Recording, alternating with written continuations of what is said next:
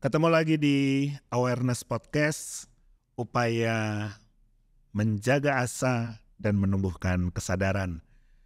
Hai Kasaya. Hai Om. Kita ketemu lagi ya. Ketemu Oke. lagi. Sehat kamu? Sehat, Om sehat. Sehat dong. Harus, kalau nggak sehat kita nggak di sini. Iya, betul. Gimana kerjaan? Tiba-tiba ditanyain kerja, Lalu jadi nggak seneng gitu. langsung jadi. Kerjaan Baik-baik aja. baik. Kamu tuh udah berapa lama sih kerja? Aku masih termasuk baru Om. Baru berapa, masuk. seminggu, 2 minggu? Wah. Udah lewat probationnya. Oke, good. Saat good, ini jalan 5 bulan. Waktu kamu lewatin probation kan ditanya ya, mau terus nggak gitu kan, ditanya gitu kan? Enggak loh. Enggak. Oh enggak. Enggak ditanyain. Jadi lewat aja begitu. Iya. Terus dan kamu juga tapi sebenarnya kita gitu. punya pilihan sih saat itu. Yang pasti kita ngobrol ke leader kita apakah kita mau terus atau enggak. Iya. Dan kamu memilih terus. Memilih untuk Berarti tempat kerjamu menyenangkan. Mungkin bahasa yang aku akan sampaikan adalah aku merasa diberikan ruang untuk bertumbuh. Oke. Dan explore. Oke. Dan teman-teman kerjamu teman-teman kerjaku suportif gitu ya. Gitu. Kita mau ngobrol-ngobrol soal bagaimana generasimu Gen Z ya di dunia kerja.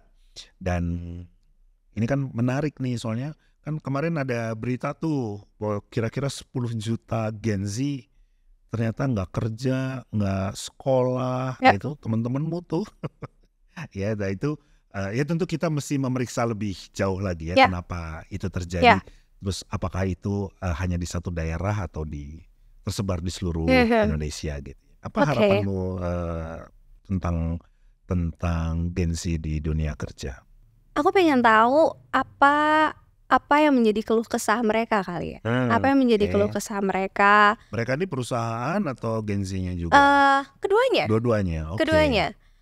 Karena kan artinya saat ini eranya kita nih ya, generasi Z yang masuk ke dalam terjun ke dunia kerja, pastinya akan ada pergantian, akan ada peralihan, harus ada adjustment yang dilakukan dari pihak perusahaan, dari pihak yang pastinya dari pihak perusahaan ya, yang sudah berumur ya. Gitulah, kamu ngomong begitu aja pakai belak. Yang udah tua minggir. Enggak juga sih, malah di situ keseruannya kali ya, gimana kita bisa berkolaborasi sama generasi yang sebelumnya. Gitu ya. Oke. Mudah-mudahan percakapannya nanti bisa menjawab harapan-harapanmu tadi. Dan nanti percakapan ini akan tolong dipandu Aku udah denger loh siapa pembicaranya. Siapa? Ya, ini masih termasuk muda, walaupun bukan Gen Z ya, tapi masih termasuk muda dan orang yang terlibat di industri iklan. Menarik banget sih, mudah-mudahan nanti percakapannya banyak insight ya. Yes. Oke, kita dengerin ya kalau gitu ya. Kita ikutin lah ya gitu. Stay tune. Dia belum tahu namanya Awareness Podcast. Upaya menjaga asa, menumbuhkan kesadaran. Kita kedatangan narasumber yang oke banget. Kenapa bilang oke banget? Soalnya pernah masuk di 100 perempuan pebisnis Indonesia. Udah lama sih itu. Gak apa-apa, pokoknya udah pernah kan. Udah pernah. Iya. Mana apa kabar? Baik, alhamdulillah baik. Mana ini COO dari Future Creative Network. Benar, FCN. Dan 10 tahun ada kali ya main di urusan iklan-iklan. Lebih. Kalau sebenarnya aku memang berkarirnya di periklanan, di dunia marketing and advertising. Jadi mungkin udah hampir 30 tahun ya. Wow. Kagak bosen main di Ada iklan? bosennya. Ada bosen tapi gak bisa keluar kali ya. Iya. Udah terperangkap. Benar-benar. Kalau aku industri ini industri yang either you love it or hate it gitu. Kayaknya jarang orang in between. Aku termasuk yang dulu ya hidup dengan iklan. Maksudnya tuh gini. Jadi iklan tuh sesuatu yang ditungguin. Benar banget. Kalau masih ingat di zaman-zaman aduh ketahuan umur deh.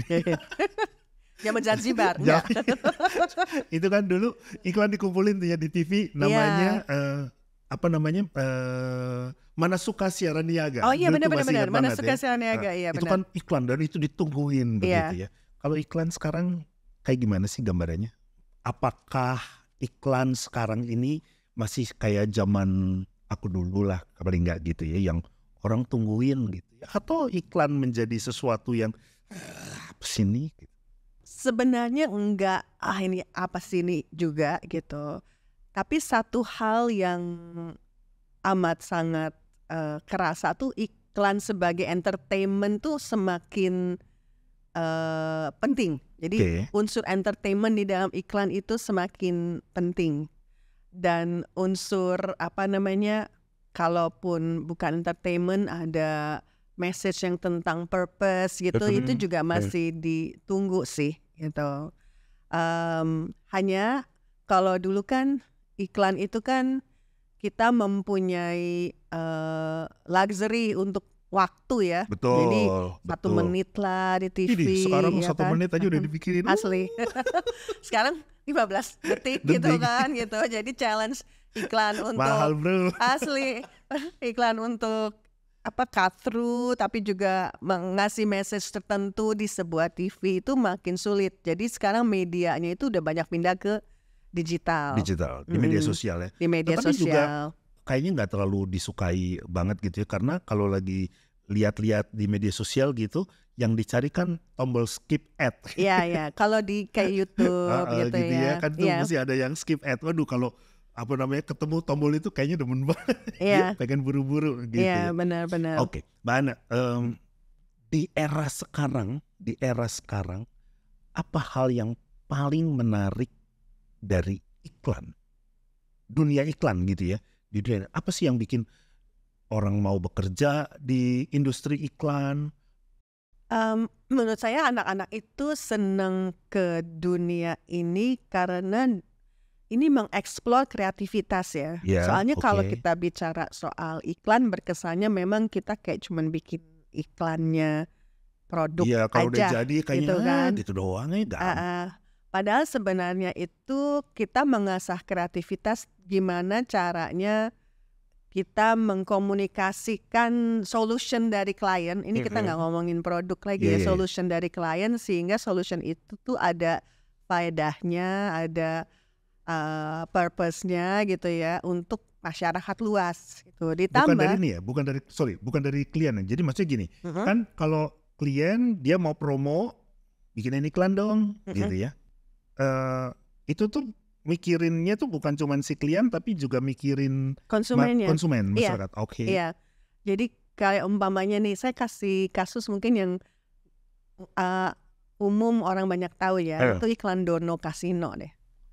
Dono Casino itu adalah salah satu karya dari salah satu agensinya di dalam Future Creative Network, di dalam FCN. Dono Casino itu kan sebenarnya tentang gimana sih mengeducate masyarakat tentang scam-scam yang terjadi yang mengatasnamakan bank. Betul. Segala macam phishing gitu kan. Of course kalau umpamanya kita cuma mau bikin komunikasi yang straightforward kan kita bisa aja mengedukasinya benar-benar jangan percaya ini. Bisa aja kayak gitu ya. Tapi kreativitas yang diharapkan dari klien kan nggak seperti itu. Betul. Karena the moment kita cuma begitu aja juga nggak ada maknanya gitu kan, buat orang-orang juga gampang itu just skip ad aja gitu kan. Tapi gimana caranya entry point ke dalam masyarakat ini nih sesuatu yang nggak disangka, sesuatu yang bisa apa ya, kan kalau iklan atau kita ngelihat sebuah bentuk art itu kan is not always logic. Betul.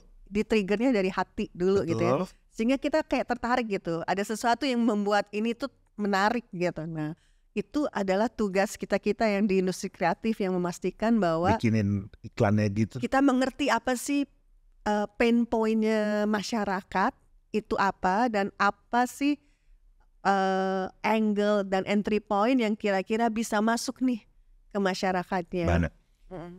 Kan masyarakat sebagai sasaran dari iklan itu banyak nih Kalau kita ngomong pakai ini gara-gara mengenal yang namanya milenial, lalu sih jadi kita mulai ngomong generasi-generasi gitu ya, ada generasi milenial, ada Gen Z dan seterusnya gitu. Ini kan banyak tuh ya. Nah, waktu bikin, apakah ini dipertimbangkan atau oh enggak nih, kita cuman mau menyasar yang misalnya ya Gen Z.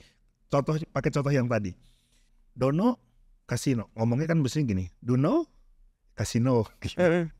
Plesetan itu kan nggak semua generasi familiar dengan model-model kayak begitu. Nah, apakah hal-hal kayak begitu juga diperhitungkan ketika bikin? Iya, itu diperhitungkan sih Mas, gitu. Dan kebetulan tuh tim yang ngeluarin ide itu anak Gen Z juga sih. Itu dia. Older Gen Z ya, atau mungkin kayak younger millennial crossing borderline sama older Gen Z ya. Gen Z yang di awal-awal.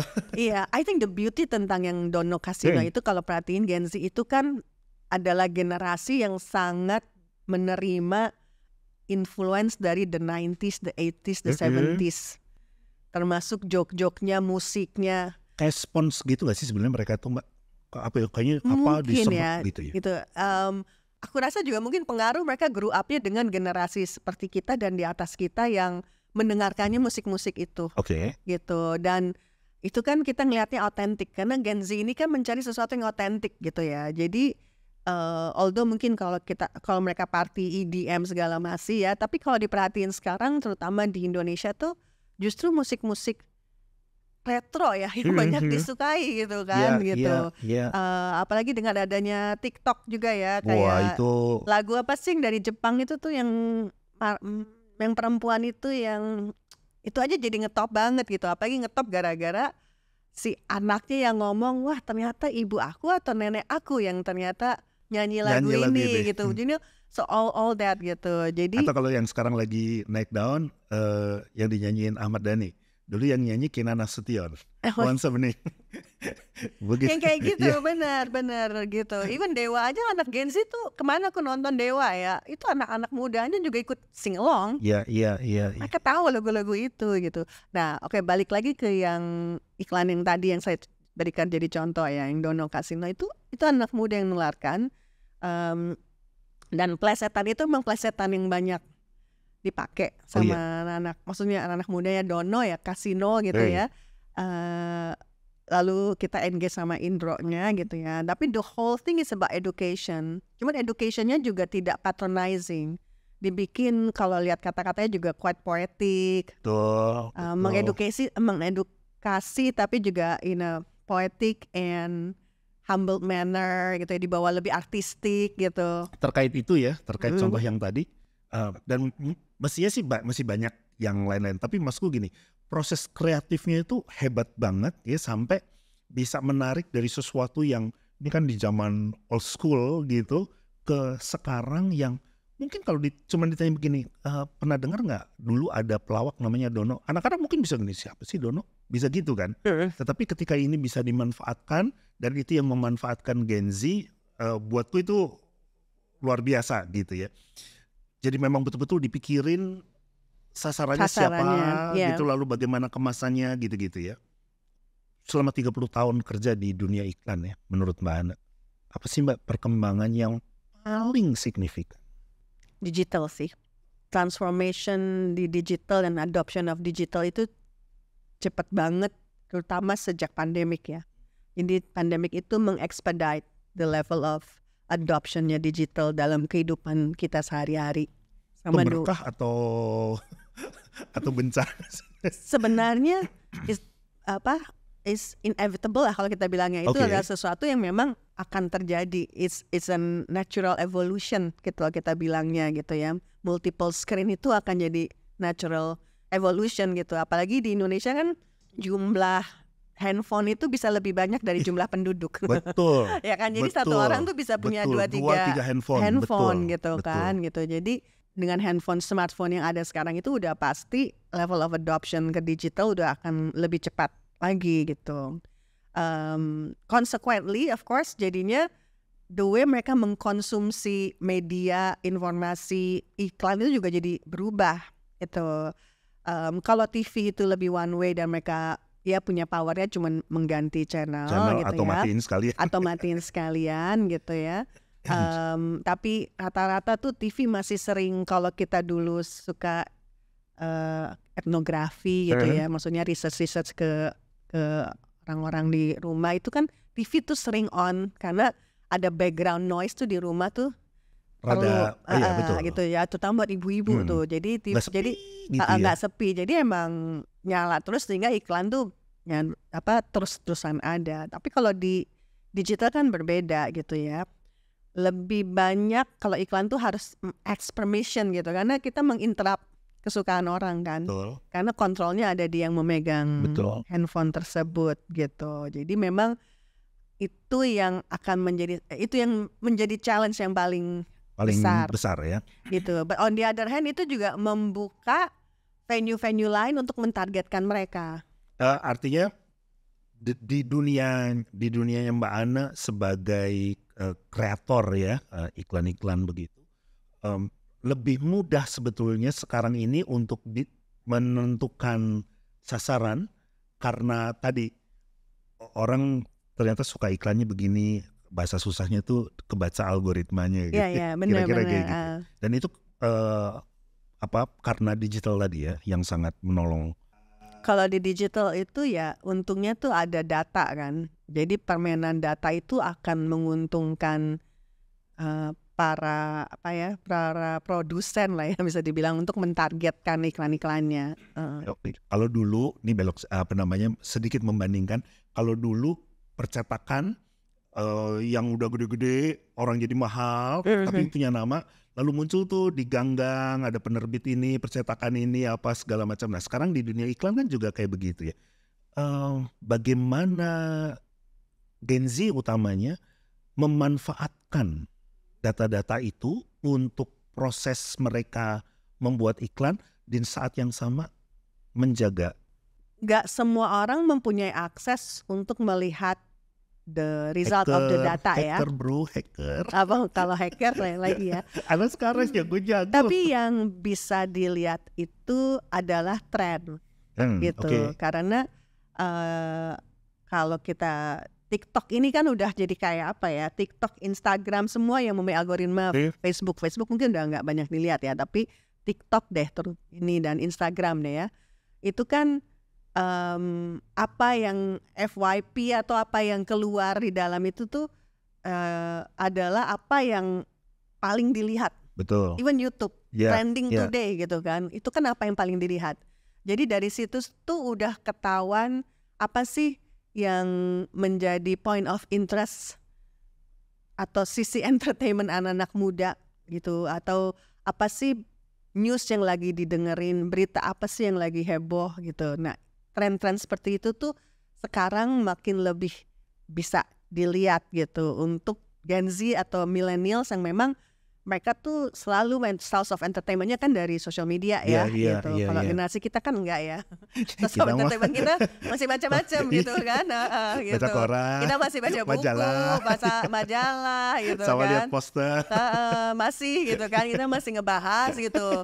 Ngebahas outdoor gitu ya. Nah, kenapa sih ini? Apa sih artinya gitu kan. Nah, Gen Z mungkin udah gak ngebahas itu outdoor kan gitu. Dulu paling seneng tuh kalau lagi main di Blok M gitu ya, liatin poster-poster. Iya bener, dulu kan kita waktu kosong dikit kita ke Aquarius, pilih musik, cari-cari, nggak scrolling in our own time. Ke Aquarius kan sama temen-temen dan gitu kan. Dan dimarahin sama yang jaga kaset, toko kasetnya. Beli ya, jangan didengerin terus. Iya bener banget tuh. Nah tuh bikin tape sendiri. Pindah-pindah. Ya ada kan toko yang bisa bikin kompilasi lagu-lagu kan gitu. Nah jadi emang untuk mengetahui apa yang lagi hot in the market, apa yang jadi point of interest at that moment atau at certain moment gitu ya, itu lebih mudah jadinya gitu. Terus dari komen-komen pun ya itu juga bisa kelihatan kan antusiasmenya ataupun ketidakantusiasmenya terhadap mungkin iklan yang dikeluarkan gitu. Yang kita bisa perhatiin, tapi walaupun banyak mungkin kita terinterrupted ya sama iklan, tapi kalau iklan yang memang entertainment value-nya tinggi tapi juga memberikan informasi yang tepat gitu ya. Ini udah nggak bisa dipisahin. Entertainment value tuh udah nggak bisa nggak ada gitu ya. Harus ada. Harus ada gitu kan. Karena ya itu kita kan meminta mereka untuk nonton kita kan gitu. Orang itu kan nonton ingin terhibur juga in a way, right? Jadi entertainment value itu harus ada. Jadi sebuah storytelling itu jadi lebih penting sekarang. Oh, oke. Gitu. Itu sebabnya misalnya kayak di Instagram tuh ada story gitu ya. Itu kan bisa menjadi ranah kita menyampaikan tadi itu iklan-iklan dengan format yang bercerita gitu. Kenapa anak-anak Gen Z kayaknya lebih seneng model story? Karena mungkin attention span mereka juga terbatas sih ya. Attention span mereka itu kan cuman berapa second ya, ngelihat ini langsung scroll lagi, ini langsung scroll lagi gitu. Jadi susah dong bikin yang model-model storytelling begitu. Kalau berapa, paling 8 detik, 16 detik, 15 detik? Iya, 15 detik. Kalau mereka tertarik, mereka biasanya juga bisa ngeklik sih. Lihat lagi terus gitu ya. Atau mereka lihatnya langsung di YouTube versi fullnya gitu ya. Jadi ada venue-venuenya lah untuk melihat itu full. Berapa persen kira-kira anak-anak Gen Z yang bekerja di tempat? Wow, di tempat saya sih banyak ya. Persentase 50% lebih? More, I think. Oh iya? Iya, karena median age di agency kita ini ya kalau dipukul rata itu sekitar 28-an tahun, 28 tahun. Jadi itu kayak, itu mungkin bukan Gen Z ya, mungkin itu kayak millennials ya. Tapi millennial yang udah ujung-ujung gitu ya. Millennial ujung-ujung ke Gen Z, karena yang fresh grad juga banyak. Gen Z malu-malu, yang fresh grad juga banyak tuh, 24-25 juga banyak. Ya, tapi mediannya tuh segitu. Jadi memang a young population itu. Wow, sumbangsi terbesar mereka di dunia. Pertama adalah idea yang fresh ya. Oke. Gitu. Idea apa yang sih bedanya fresh. Ide-ide mereka yang fresh sama kalau misalnya, let's say di angkatan Mbak Ana gitu ya. Mungkin kalau mereka tuh lumayan bisa eksploratif. Dan gini, kalau generasi saya mungkin pertama kita udah kerja lama banget ya. Jadi kita mungkin kadang-kadang suka kepikirannya, oh this one has been tried, terus nggak bisa gitu ya, kurang baik. Tapi kalau di Gen Z nggak seperti itu kan, mereka tidak punya baggage yang sama kita gitu ya. Jadi willingness mereka untuk explore itu lebih banyak gitu ya. Dan of course mereka kan tenaganya juga lebih baru, mereka lebih energetic gitu ya. Jadi bisa dibilang that energy itu juga fueling balik ke dalam dinamika di industri kita atau di dalam kantor gitu. Antusiasme mereka untuk mencari tahu, ngelihat ke market, mencari data, itu juga fueling baik ke kita gitu. Jadi yang generasi di atasnya bisa ke bawah, vibe-nya positif terus gitu ya. Iya, dan mereka tuh juga bisa nge-feed balik ke kita tentang apa sih yang meaningful lah buat generasi muda gitu. Kita pun sebagai company juga cukup berusaha untuk mengadopt lah apa yang mungkin policy kita yang bisa meaningful buat mereka juga gitu. Benefit apa yang bisa cocok buat mereka juga. Kan dulu gini, kalau aku lah ya, aku masih masuk di generasi yang gini, kalau kerja ya di belakang meja, office hour, model-model kayak begitu. Nah, apakah anak-anak Gen Z ini juga masih di model-model begitu, atau mereka yang kayak kita lihat tuh di mana aja mereka bisa kerja, tapi terus jadi nggak ada jam kerja yang jelas gitu? Oke, kalau pertama mungkin rule of thumb-nya kalau di dunia advertising dan marketing itu nggak ada di balik meja aja dan nggak ada jam kerja 9 to 5. Karena kami semua selalu mempunyai jamnya, jam deadline namanya gitu ya.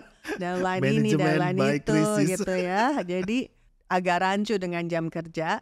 Tapi sebenarnya tuh secara kedisiplinan jam kerja yang baik tuh justru aku rasa apa menghalangi ide-ide yang muncul? Enggak. Mereka mencoba kok untuk di situ. Karena kita juga mencoba untuk ngebalance life and work ya gitu.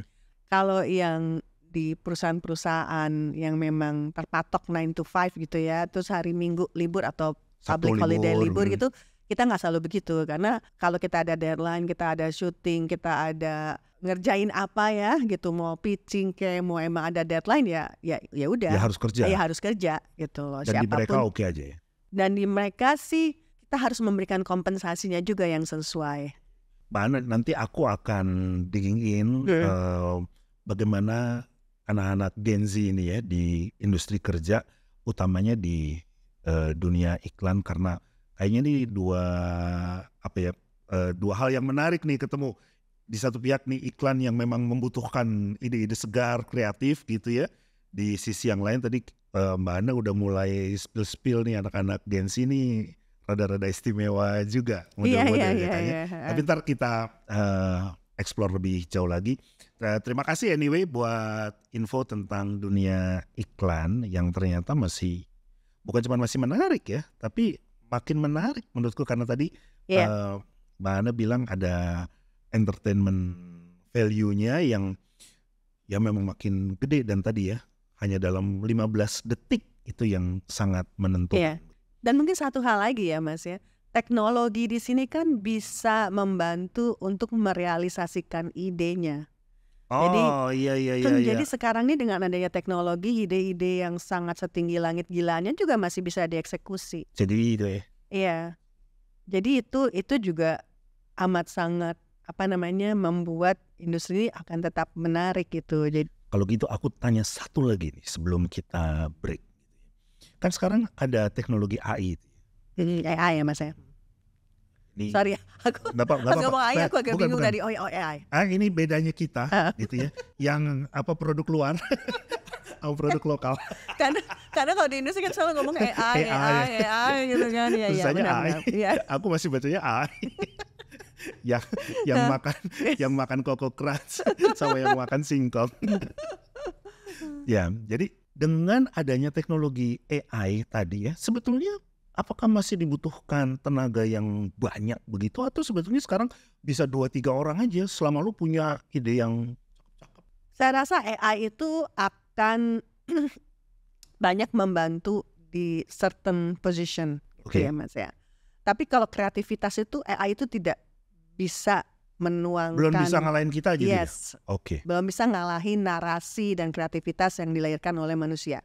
Karena AI itu only works if we can prompt them in the correct way. Jadi tergantung promptnya ya. Benar. Makin bagus promptnya ya makin bagus hasilnya gitu. Dan itu it helps dengan kita ngeluarin mungkin the first.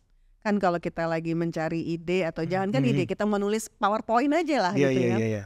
Kita bikin gitu ya, itu kan membantu kita mempersingkat waktu kita untuk mikir skeletonnya seperti apa, ide awalnya seperti apa. Tapi that whole narration dan fine tuning dan disesuaikan dengan kitanya gitu ya, itu atau brandnya itu kan bergantung kitanya. Okay.